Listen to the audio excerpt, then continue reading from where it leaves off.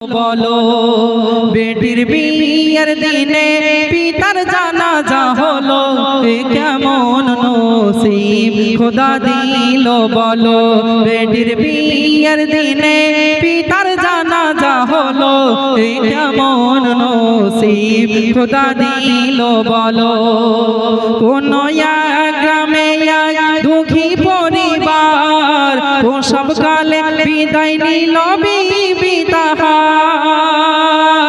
আসমান যেন ভেঙে পড়ে তাহারি মাথায়, না জানি কি লেখা আছে জীবনের খাতায়। কচি মুখ দেখে পিতা সবই ভুলে গেল, অতি আদরে ধীরে ধীরে বড় করিল, তারে বড় করিল। স্নেহ মমতা পিতা এমনি দিল, হারানো ব্যথা কখনো না পেল, এ কেমন নসিব খোদা দিল বলো। দিনকে দিন হাইয়া মনি রূপসী সুন্দরী, যে দেখে সে বলে জান্নাতি পরী। করে না কাজা নামাজ রোজা আব্বা তার জানের জান, যেমন গুণবতী বুদ্ধিমতী ছিল না ফ্যাশন। আব্বা তার বেটিকে বড় বাসিত ভালো, বেটি যেন ছিল দুই নয়নের আলো, দুই নয়নের আলো।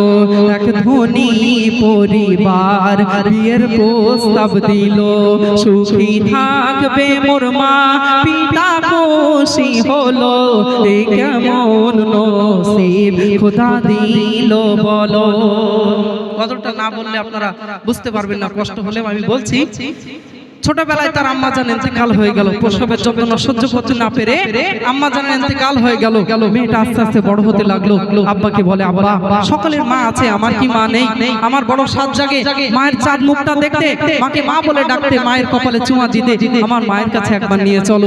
আব্বা কেঁদে কেঁদে বলে, ও হে মা, এই দুনিয়ায় তোমার আম্মা জান এমন জগতে চলে গেছে আর কোনোদিন ফিরবে না। তবে মা তুমি কেঁদো না, আমি তোমাকে কোলে পিঠে করে মানুষ করব, তোমার সুখের জন্য আমি বিবাহ পর্যন্ত করবো না মা, তোমার কোনো কষ্ট পেতে আমি দেব না। তো গ্রামে ভালো মেয়ে থাকলে নামাজ কালাম পরহেজগার মানে পর্দানশী না হলে পবিত্র কোরআন শরীফের তেলাওয়াত করনে ওয়ালা ওয়ালি হলে কি করে, ধনী পরিবার থেকে বিয়ের প্রস্তাব আসে যে না ওই মেয়েটাকে আমাদের বাড়ির বৌমা করব।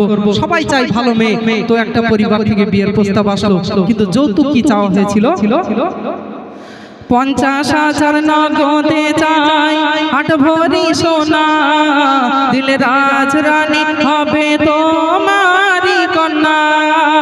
গরিব পিতা শুনে কথা রাজি হলো দেখো না, মেয়ের বিয়ের তরে বিক্রয় করে জমি জমা। আব্বা তোমায় ছেড়ে আমি যাব না চলে, কে তোমায় ভালোবাসিবে, কে আহার দেবে তুলে, কে আহার দেবে তুলে। না দেখে তোমার সোনা মাকে কেমনে থাকবে বলো, তোমার কুড়ে ঘরে কে জ্বালাবে আলো, এ কেমন নসিব খোদা দিল বলো। মেয়ের সুখের জন্য বিবাহ যেহেতু হবে, বিয়ের জন্য জমি জায়গাগুলো সব বিক্রি করে দিচ্ছে, ওদিকে মেয়েটা খেতে যার হয়ে যাচ্ছে, আব্বা কেন আমাকে পরের বাড়িতে পাঠিয়ে দিচ্ছ? আব্বা তুমি আমাকে না দেখলে থাকতে পারো না? আব্বা আমি তোমাকে না দেখলে থাকতে পারি না, কত কষ্ট করে তুমি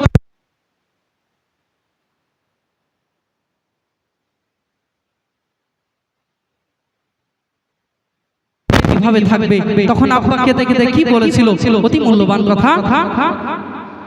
তিলে তিলে দেখো যারে মানুষ করতে হয়, কেঁদে কেঁদে তবু তারে পরের হাতে শুতে হয়।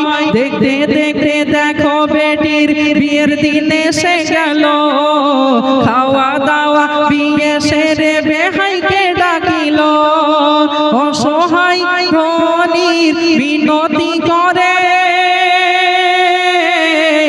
কিছু টাকা কম আছে দেব তোমায় পরে।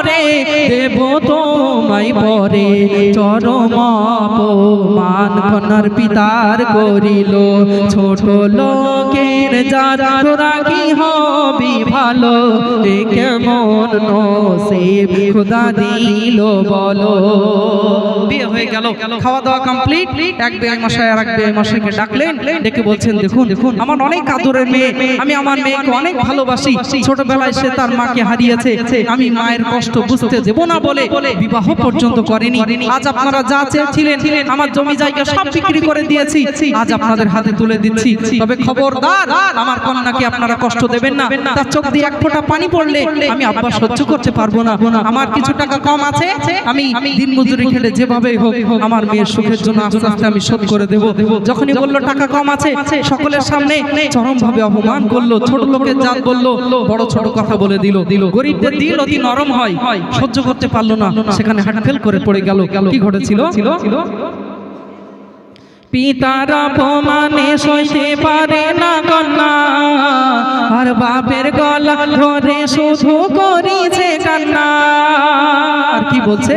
যেন গরিব হয়ে জন্ম নেওয়া এ সমাজে পাপ, আর হাট ফেল করে অপমানে দুঃখিনীর বাপ।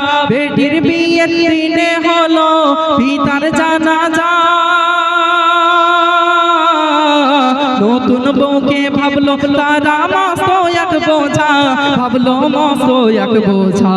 বুক ভরা ব্যথায় শ্বশুর বাড়ি গেল, শাশুড়ি শ্বশুর স্বামী খোঁটা তার দিল, এ কেমন নসিব খোদা দিল বলো। নিয়ে চলে গেল। আমি শর্ট করে দিচ্ছি, কথাগুলো বলছি না। তারপরে তার স্বামী কেমন ছিল? খেতে শুতে উঠতে বসতে দিত তার খোটা, মদ মাতাল ছিল ধনির সে বেটা। ছেলেটির ছিল আবার চোখেরই নেশা, বিবি পাইনি কোনোদিন স্বামীর ভালোবাসা। রাত গভীরে মদ খেয়ে করিত অত্যাচার,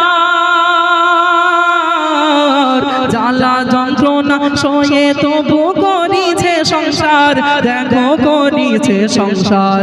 দেখতে দেখতে একটি বছর কেটে গেল, মা বাবারা মেয়ে গর্ভবতী হলো, এ কেমন নসিব খোদা দিল বলো। গজলের একেবারে শেষে চলে এসেছি। তো খুব কষ্টের মধ্যে মেয়েটার দিন কাটে। গরিব বলে বাড়ির সব কাজগুলো তার দ্বারাই করিয়ে নেয়, যৌতুকে সব টাকাগুলো দিতে পারেনি, সোনা গহনা দিতে পারেনি, ভালো বাইক দিতে পারেনি, বারবার খোটা দিয়ে দিয়ে সেই মেয়েটাকে কষ্ট দেয়। একটা সময় গিয়ে তার গর্ভে সন্তান আসলো, তারা বলছে ওই সন্তানটাকে নষ্ট করে দিতে হবে, তোরা ছোট লোকের জাত, তোদের গর্ভে আমাদের সন্তান আসবে এটা হতে পারে না, আমার ছেলেকে আরো সম্ভ্রান্ত পরিবারে বিয়ে দেবো, তার গর্ভে আমাদের পরিবারের সন্তান আসবে। তখন মেয়েটা কেঁদে যার আর বলছে আল্লাহ আমি আর সহ্য করতে পারছি না, ছোটবেলায় আমি আমার মাকে হারালাম, বিয়ের দিন আমার আব্বাজানকে হারালাম, আজ আমি যাকে নিয়ে স্বপ্ন দেখছি তাকেও এরা শেষ করে দিতে চাইছে। বলছে আজ আমি তোমাদের কাছে আর থাকবো না, অনেক দূরে চলে যাব, বাড়ি বাড়ি ভিক্ষা করে আমার সন্তানকে লেখাপড়া শেখাবো। যখন তাদের কথা অমান্য হলো, কি ঘটনা তার সাথে করুণ ঘটনা ঘটিয়েছিল, শেষ সঙ্গে শুনুন। নারী চাই স্বামীর সুখ আর ভালোবাসা, গর্ভবতী হয়েও কিন্তু নিরাশা, গর্ভজাত সন্তানকে নষ্ট করিতে বারে বারে বলে তার বাপ বেটাতে, অনেক দূরে যাব চলে আসবো না ফিরে, তবু জোর করে গলায় ফাঁস দিল তারে, গলায় ফাঁস দিল তারে, প্রাণ পাখি তাহার ওই উড়ে গেল। এমে হান্নান বলে লিখতে বুক ফেটে গেল, এ কেমন নসিব খোদা দিল বলো। বেটির বিয়ের দিনে পিতার জানাজা হলো, এ কেমন নসিব খোদা দিল বলো। আরে এমনি করে অনেক জায়গায় আছে আছে শাশুড়ি শ্বশুর বা স্বামী এই সমস্ত মহিলাদেরকে কষ্ট দেয়। কেন কষ্ট দেই আমরা? তাদেরকে নিজের সন্তান মনে করি, তাদেরকে মেয়ে মনে করি, তবেই তো সে মা মনে করবে, আব্বা মনে করবে। কিন্তু আমরা অনেকেই আছি অসৎ ব্যবহার করি।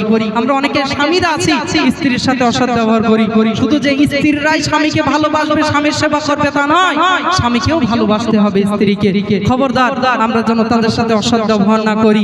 আপনারা জ্ঞানী মানুষ, বুঝতে পারছেন প্রত্যেকটি গজলে কবি শিক্ষণীয় লেখা লেখে, সেগুলো যদি বুঝে আমরা বাস্তবে রূপ দিতে পারি তবে আমরা উপকৃত হব। তা না হলে শুধু সুর শোনা দায় হয়ে যাবে। আমি গজলটা কেন বলে দিলাম, মা বোনেদের এটা রিকোয়েস্ট ছিল। আর মা বোনেরা হয়তো বলবে আমরা বেশি টাকা দেই, আর ওই আলামি শুধু ছেলেদের গুলোই বললো, আমারটা একটু আমাদের গুলো একটু বললো না, তাই আমি বলে দিলাম। ওই জন্য দেখুন অনেক জায়গায় আছে এইরকম মেয়েদের সাথে মানে অসৎ ব্যবহার করা হয়। বিয়ে দেওয়ার পরে আব্বা ভাই জিজ্ঞেস করে, মনা তোমাকে তো বিয়ে দিলাম, তারা তোমাকে ভালোবাসে তো, তোমাকে কষ্ট দেয় না তো, তোমার সাথে সৎ ব্যবহার করে তো? মেয়েটা শুধু সংসার টিকিয়ে রাখার জন্য, স্বামীকে না হারানোর জন্য বলে, আব্বা আমি ভালো আছি, আব্বা মা আমি ভালো আছি, ভাইয়া আমি ভালো আছি, তারা আমাকে কষ্ট দেয় না, আমি অনেক ভালো আছি। কিন্তু ভেতরে ভেতরে খোঁজ নিয়ে দেখেন সে কেঁদে জারে জার হয়ে যায়, গোপনে সে কাঁদতে থাকে, সে কষ্ট সহ্য করতে পারে না। খবরদার আমরা যেন মেয়েদের সাথে মায়ের জাতি তাদের সাথে সৎ ব্যবহার করি। যাই হোক অনেক কথা বললাম।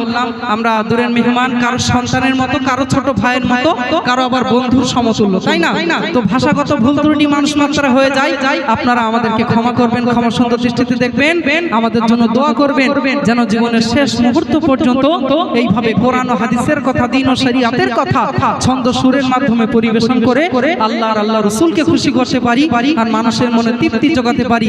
আর যা কিছু বলি তার থেকে বেশি যেন আমল করতে পারি, আর সারাটা জীবন যেন আমার আব্বা জান, আম্মা জান এবং আমার ওস্তাদ হুজুরদেরকে সম্মান করে তাদের সাথে সৎ ব্যবহার করে আমি যেতে পারি এই দুনিয়া থেকে। ধন্যবাদ জানাচ্ছি ডেকোডার সাউন্ড ম্যান, খুব ভালো অভিজ্ঞতা, আমার ভাইজানের খুব ভালো সাউন্ড দিয়েছেন, আমাদের বলতে সুবিধা হয়েছে। আর ধন্যবাদ জানাচ্ছি কমিটির প্রত্যেকটা সদস্য, তারা অক্লান্ত পরিশ্রম করেছেন, এত সুন্দর আমাকে আপনাকে উপহার দিয়েছেন। যারা আপনারা মূল্যবান সময় আমাকে দিয়েছেন, সকলে ভালো থাকুন, সুস্থ থাকুন।